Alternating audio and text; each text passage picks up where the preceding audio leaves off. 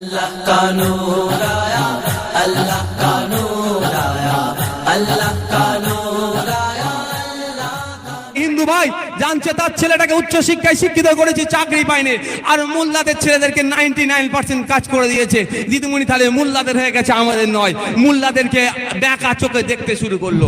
তাহলে পশ্চিম বাংলার জমিনে সর্বপ্রথম ক্ষমতায় আসার পরে সাম্প্রদায়িক বিষ্ঠা যে ছড়িয়েছিল তার নামটা কি? আমি বলছি, আপনাদের ভয় হয়তো বলবেন না, সেটা হচ্ছে মমতা ব্যানার্জি। যদি আমি ভুল বলে থাকি আমাকে আইনের নোটিশ পাঠাক, আমি আইনের মাধ্যমে লড়াই করে দেখিয়ে দেবো বাপের বেটা হাঁচি কিনা সেটা দেখিয়ে দেবো। তা না করে জেপি নাড্ডার গাড়িতে ইট ছুটছো, আব্বাস সিদ্দিকীকে ইট ছুটছো, অমুককে করছো, মাইকের পাশে মাইক লাগিয়ে দিচ্ছ। আরে ভাই, কাঁটা দিয়ে কাঁটা তোলা যায়, গন্ধ দিয়ে কি গন্ধ চাপা যায়? হ্যাঁ, যে মানুষ শিক্ষিত হবে সে কাঁটা দিয়ে কাঁটা তোলার চেষ্টা করবে, গন্ধ দিয়ে গন্ধ চাপার চেষ্টা করবে না। কি বললাম বুঝতে পেরেছেন? শিক্ষিত তো খুঁজে পাওয়া যাবে না, ম্যাক্সিমাম আঙুটা ছাপ যারা দলে আছে।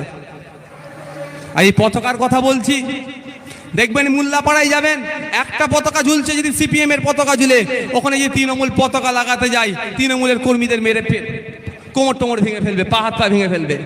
মোল্লাপাড়ায় যাবেন, যদি কংগ্রেসের পতাকা ঝুলতে থাকে পোস্টারে, যদি তৃণমূলের কোনো ভাই বা সিপিএম এর কোনো ভাই যে ঝান্ডা বাঁধতে যায় তার মেরে পা হাত পা ভেঙে ফেলবে।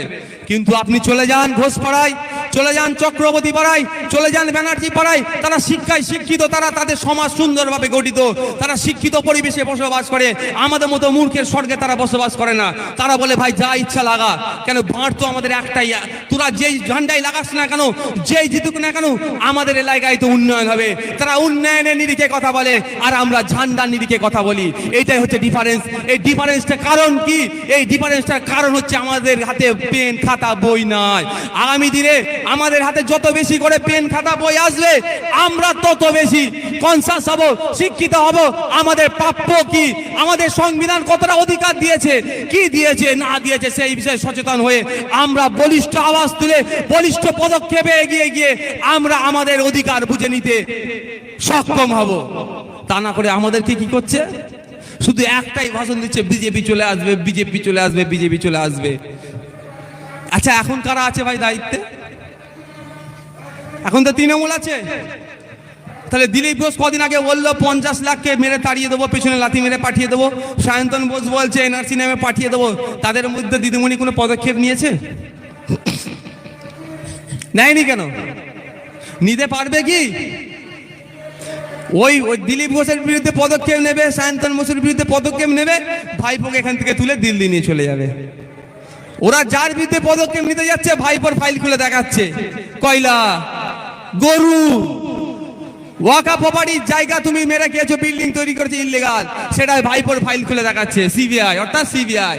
আবার যখন সিবিআই ধরতে আসবে ফুরফুরাশিপ থেকে চলে যাবে, ধর্ণামঞ্চে বসে যাবে যে ভাইপোকে বাঁচানো যাবে না, আমার ভাইপোকে মেরে দাও, আগুন জ্বালিয়ে দাও, ঘরের মধ্যে ঢুকে পিটিয়ে মেরে দাও, সমস্যা নেই, দিদিমণির ভাইপোকে কিছু করা যাবে না।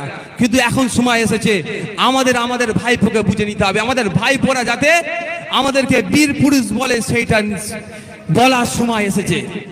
কারণ আমরা গর্ব করে বলি, আমাদের মুসলিম সমাজ, আদিবাসী সমাজ, দলিত সমাজ, সবাই গর্ব করে বলি আমাদের দাদুরা ফ্রিডম ফাইটার ছিল, স্বাধীনতা সংগ্রামী ছিল। আমরা দেশের জন্য কি করেছি ইতিহাস খুললে দেখা যাবে। বিরসা মুন্ডার নাম দেখা যাবে, ইতিহাস খুললে দেখা যাবে। তিলকা মাঝির নাম দেখা যাবে, অপরদিকে ইতিহাস খুললে দেখা যাবে মীর নিসার আলীর, আমার আপনার পীর মোর্শেদ দাদা হুজুরের নাম দেখা যাবে, আশফাকুল্লাহর নাম দেখা যাবে।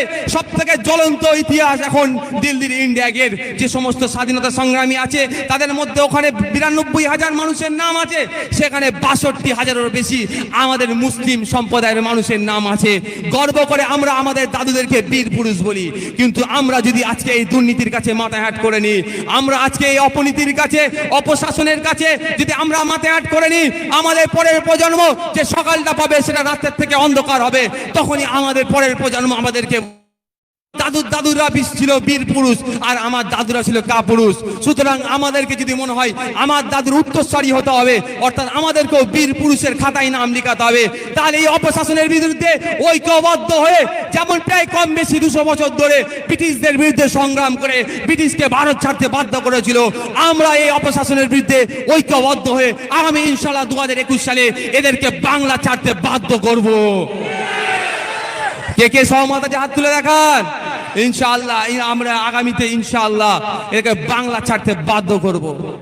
একটা কথা বলে যাই, আমি সত্যি বলছি, আমি এই বিষয়ে মন্তব্য করতে মাইক চলার পরে ইচ্ছে ছিল না, যখন দেখলাম একটা লিমিটেশন ক্রস করছে।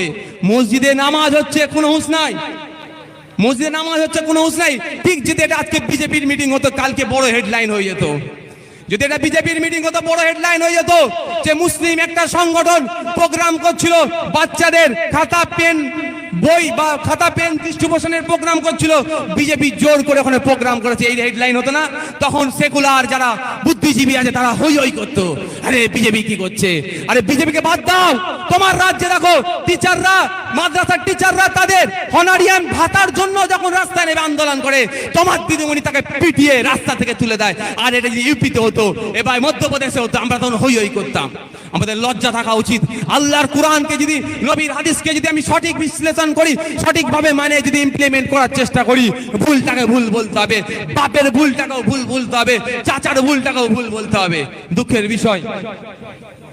দুঃখের বিষয় আমরা বাপের ভুলটা যখন চেপে যাচ্ছি, কিন্তু ইসলাম ধর্মের অনুসারী যারা হবে তারা বাপের ভুলটাকেও ভুল বলবে। কারণ আমরা নবী পাক সাল্লাল্লাহু আলাইহি ওয়াসাল্লামের হাদিস থেকে বা তার জীবনী থেকে একটা জিনিস কি জানতে পেরেছিলাম, একটা মুসলিম আর একটা ইহুদি নবী পাক সাল্লাল্লাহু আলাইহি ওয়াসাল্লামের কাছে বিচারের জন্য এসেছিল। মুসলিমটা প্রাপ্য নয়, ইহুদি ভাইটা প্রাপ্য। নবী পাক সাল্লাল্লাহু আলাইহি ওয়াসাল্লাম বিচারটা ইহুদি ভাইয়ের পক্ষে দিয়েছিল। ওই মুসলমানটার পছন্দ হয়নি, তিনি খোলাফায়ে রাশিদিন হুজুরদের মধ্যে একজনের কাছে গেলেন, সেখানে গিয়ে বললেন আমি এরকম যে হযরত আমি এরকম বিচারের জন্য এসেছি, কিন্তু নবী পাক সাল্লাল্লাহু আলাইহি ওয়াসাল্লাম উনা ইহুদির পক্ষে বিচারটা দিয়েছে। তখন কি করেছিলেন তিনি? তলোয়ার বার করে গর্দান থেকে আলাগ করে দিয়েছে। এটা গণতান্ত্রিক রাষ্ট্র, এখানে গর্দান থেকে আলাগ করার হুকুম সংবিধান দেয় না। যদি আলাগ করার হুকুম দিত তখন আমি বলতাম আপনাদেরকে, কিন্তু সংবিধান এই হুকুমটা দেয়নি। সংবিধান কি হুকুম দিয়েছে? যে তুমি প্রেস করো, এই ধরনের গাদ্দার গুলোকে, মুসলমান সে যারা বসে আছে তাদেরকে তুমি প্রতিহত করার জন্য তোমাকে আমি ইভিএম মেশিন দিয়েছি। সুতরাং গণতন্ত্র যখন আমাকে ইভিএম মেশিন দিয়েছে, আমরা তার সঠিক মূল্যায়ন করব। ঠিক নাকি ভুল বলুন? ইনশাআল্লাহ আমরা সঠিক মূল্যায়ন করব তো।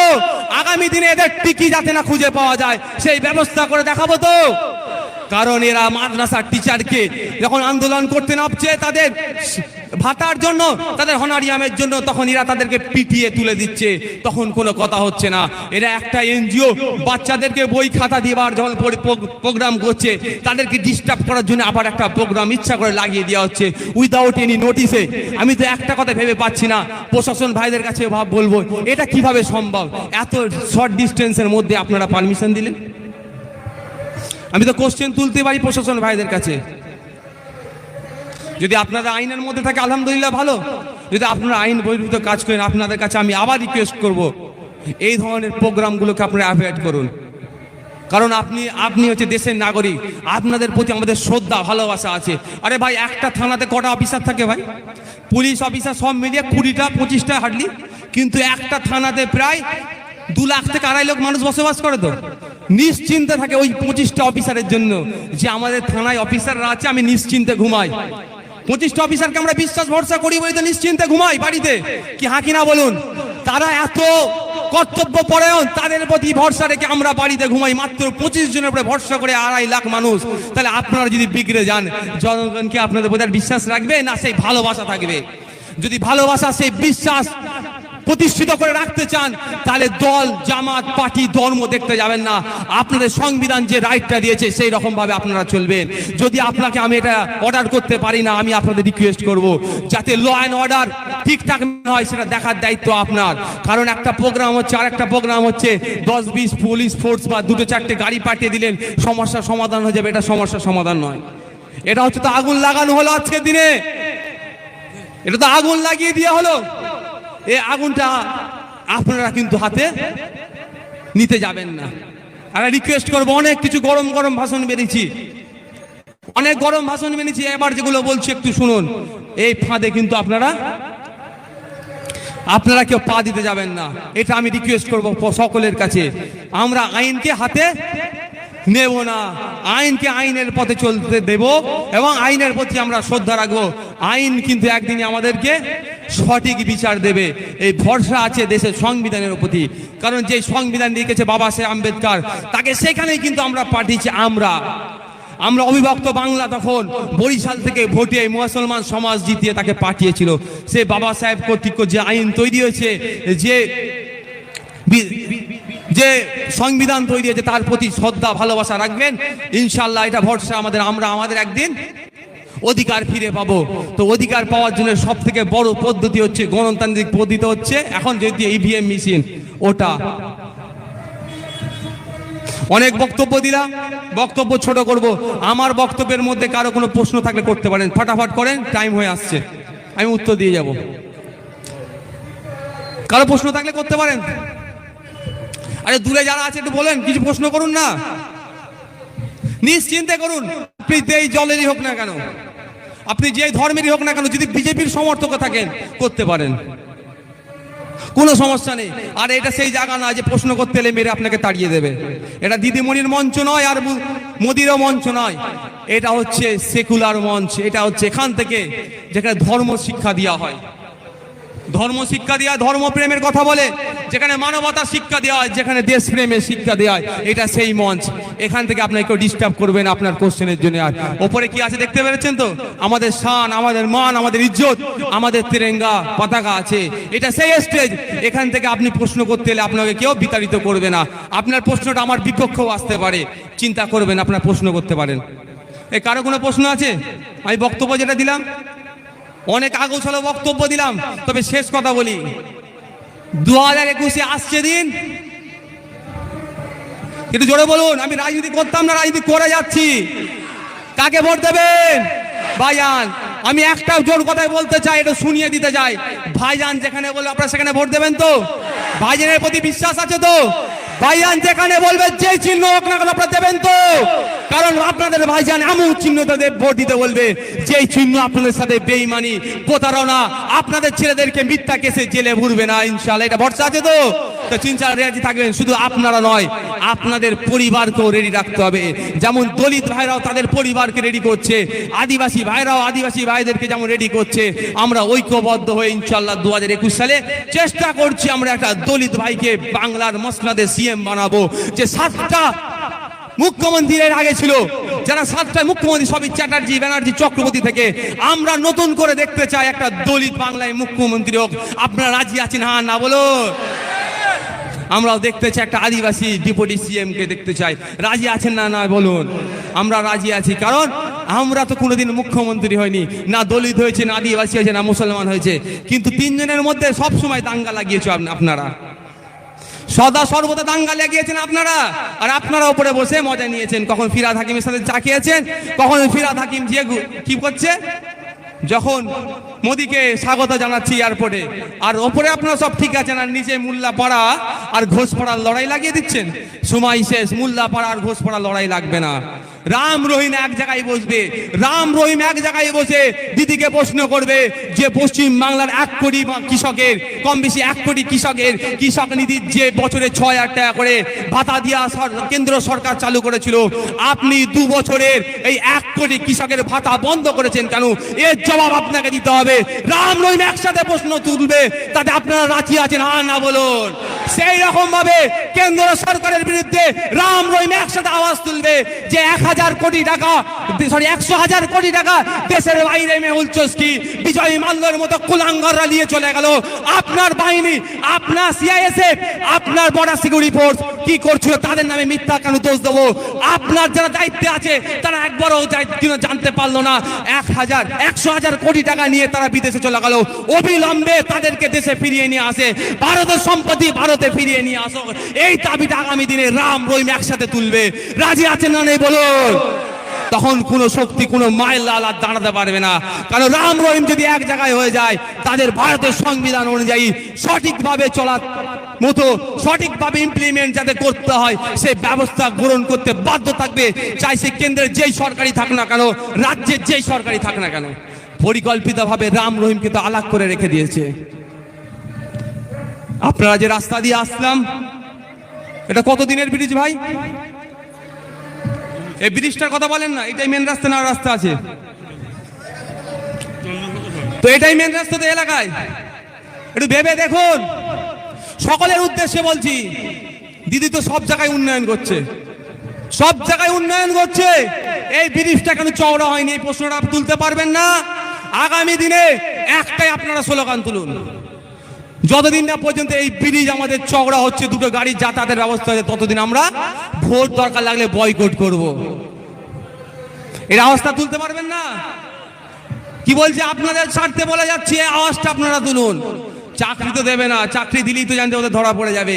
আগে সব তুলে রেখে দিয়েছে, 100টা সিট থাকলে 200টা সিটের ছেলের কাছ থেকে টাকা তুলে রেখে দিয়েছে, ওগুলো দিতে পারবে না মোল্লাদেরকে। তো কথা হচ্ছে ব্রিজটার কথা বলুন। অনেক বলার ছিল, টাইম সংক্ষিপ্ত। ইনশাল্লাহ আগামী দিনে আরো কোনো জায়গায় আসবো বাউরিয়াতে, কিন্তু বাউরিয়াকে আমরা পরিবর্তন করিয়ে দেখাবো ইনশাআল্লাহ। রাজি আছেন তো? যেখানে দরকার লাগে, প্রয়োজন লাগে, এখান থেকে একটা আদিবাসী ভাইকে ভোটে দান করাবো, প্রয়োজনে একটা দলিত। আপনারা ভোট দেবেন তো? আমরা ধর্ম দেখবো না, জাত দেখবো না, বর্ণ দেখবো না, প্রয়োজনে যেটা যুগান্তকারী পদক্ষেপ নেবে আপনার ভাইজান, একটা এমন ক্যান্ডিডেট দাঁড় করাবে ভারতের ইতিহাসে, সেটাই প্রথম। ইনশাল্লাহ একটা ইতিহাস সৃষ্টি করতে যাবে আপনার বড় ভাই। পশ্চিম বাংলার জমিনে অনেক দল এসেছে, কিন্তু ওই রকম ক্যান্ডিডেট কাউকে দেখায়নি, দাঁড় করায়নি। আগামী দিনে ইনশাল্লাহ আপনাদের ভাইজান আপনাদেরকে সেই ক্যান্ডিডেট উপহার দেবে, আপনারা তাকে ভোট দেবেন তো? কোন ধর্মীয় ভেদাভেদ দেখবেন না তো? এ দলিত বলে কে ভোট দেবো না এরকম ভাববেন না তো? এ আদিবাসী বলে কে ভোট দেবো না ভাববেন না তো? আমরা দেখবো মানুষ মানবতার স্বার্থে যে কাজ করবে, দেশের সংবিধান মেনে যে কাজ করবে, তাকে ভোট দেবো, তাই তো? ইনশাআল্লাহ। এই বলে সংক্ষিপ্ত বক্তব্য শেষ করলাম। আসেন আমরা একটু আমাদের চিরাচরিত নীতি অনুযায়ী আমরা আল্লাহর দরবারে একটু দোয়া আছে, আমাদের প্রোগ্রাম শেষ করব। সকলে একটু দরুদ শরীফ পড়ুন 3 বার, আমরা প্রোগ্রাম শেষ করব। আল্লাহুম্মা সাল্লি আলা সাইয়্যিদিনা মুহাম্মাদ। আলহামদুলিল্লাহ।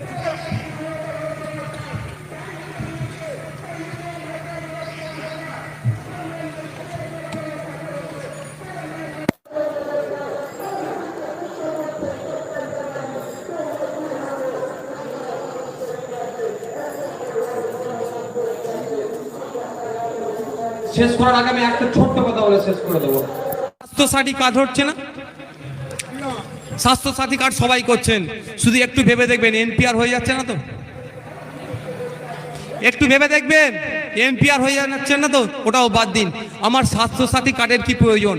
আমার গভর্নমেন্ট যদি এত স্ট্রং হবে, প্রতিটা ব্লকে ব্লকে এত সুন্দর হসপিটাল তৈরি করবে, যার দ্বারাই প্রতিটা গরিব বড় লোক সবাই গিয়ে ব্লক হসপিটালে গিয়ে যাতে করে চিকিৎসা পরিষেবা নিতে পারে, সেই ব্যবস্থা করা দরকার।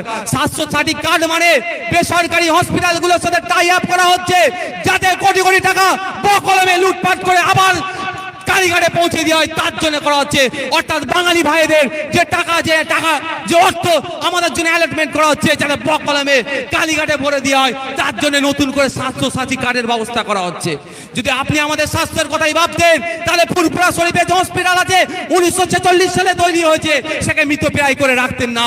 যদি আপনি স্বাস্থ্যের কথা ভাবতেন, তাহলে সাকরাইলে হাজি এসটি হসপিটালকে আপনি মৃতপ্রায় করে রাখতেন না। আপনি আমাদের স্বাস্থ্যের কথা ভাবেননি, আপনি আপনার ভাইপোর পকেটের কথা ভেবেছেন। আপনার ভাইপের পকেটে আরো বেশি করে ঢুকানোর দরকার, যাতে করে দুবাইয়ের মতো জায়গায় রিসর্ট কিনেছে, সিঙ্গাপুরের মতো জায়গায় রিসর্ট কিনে রেখেছে, আরো একটা রিসর্ট বানানো যায়। ওই জন্য স্বাস্থ্যসাথী কার্ড করে বেসরকারি হসপিটালের মাধ্যম দিয়ে আবার কালীঘাটে টাকা করা হচ্ছে। একটু ভাববেন, যদি আমার ব্লকে হসপিটাল ভালো থাকে, সরকারি পরিষেবার চিকিৎসা ব্যবস্থা যদি উন্নত মানের হয়, তাহলে আমি প্রাইভেট হসপিটালে আমার যাওয়ার কি দরকার? এ তো প্রাইভেট হসপিটালে যাওয়ার জন্য ব্যবস্থা করেছে। ওই টাকাটাই যে টাকাটা আপনি স্বাস্থ্যসাথীর জন্য প্রাইভেট হসপিটালে দিচ্ছেন, ওই টাকাটা ইনভেস্ট করে হসপিটাল করে দিলে লং লাইফের জন্য হবে তো, লং ডেটের জন্য হবে তো, এলাকায় একটা জিনিস এস্টাবলিশড হবে তো, সেটা কিন্তু করছে না। কি করছে? বেসরকারিতে পড়াচ্ছে। কেন? বকলমে। আর একটা কথা বলে শেষ করে দেবো। হঠাৎ ঘন ঘন দেখছিলাম তৃণমূল নেতাদের করোনা হয়েছে, তাই না? আমরা খুব খুশি হচ্ছিলাম না, বেটা করোনায় উইকেট পড়বে। না, নাটক হয়েছে। করোনা হলে হসপিটাল যে ডিপার্টমেন্ট আছে 5 লাখ টাকা করে সরকার দেবে, ওখান থেকেও ঘাপলা করছে। অ্যাকচুয়ালি ব্যাপারটা কি হয়েছে, হঠাৎ দিদিমণি যদি বলে, দিদিমণি সবে তো একটা করে তো এক প্রকল্প চালু করেছে, যারা বেশ্যাবৃত্তি করে তাদেরকেও ভাতা দেব। এই বর্তমান কিছু কিছু নেতা এত খারাপ হয়ে গেছে, নিজের মা, নিজের বেটি, নিজের বইয়ের নামটাও বেশ্যাবৃত্তি খাতায় তুলে দেবে এরা। বুঝতে পেরেছেন? এতে চরিত্র খারাপ। এই আপ্যায়ন ঝড়ে যখন তার আগে লকডাউন পিরিয়ড চলছিল, মানুষ আর্থিক পরিকাঠামো মানুষের ভেঙে পড়েছে, সেই সময় আল্লাহর হুকুমে আপ্যায়ন ঝড়ে যখন তারা ক্ষতিগ্রস্ত, তাদের টাকা তো দূরের কথা, দেয়া তো দূরের কথা, যার দোতলা বাড়ি, বাড়ির ছাদের হতে টিনের চালটা উড়ে গেছে, তাকে টাকার ব্যবস্থা করেছে। আর যার মাটির বাড়ি ছিল, যার চালটা উড়ে গিয়েছে, তার কাছে আজও পর্যন্ত টাকা পায়নি। যদি এটা এদের চরিত্র হয়, তাহলে এই পেশাবৃত্তি যারা করে তাদেরকে যদি বলে ভাতা দেবো দিদিমণি, তাহলে বাড়ির মেয়ে বোন মাটাকে পাঠিয়ে দিতে, এটা দ্বিধাগ্রস্ত করবে না? হয়তো গায়ে লাগছে, ভাষাটা খারাপ হচ্ছে, বাস্তব কথা বললাম, মাফ করবেন, অনেককে অনেক কিছু বললাম, সজাগ করার জন্য বলছি। অন্য বিষয়ে বক্তব্য দিবার ইচ্ছা ছিল, টোটালটাই মুড এদিকে ঘুরে গেল। কিছু মনে করবেন না, কেউ দুঃখ পেলেন নাকি? দুঃখ পেলেন না তো? বাস্তব কিন্তু কথাগুলো বলছি, রাগের মধ্যে বলি, যাই বলি, বাস্তব কথা বলেছি, মাফ করবেন।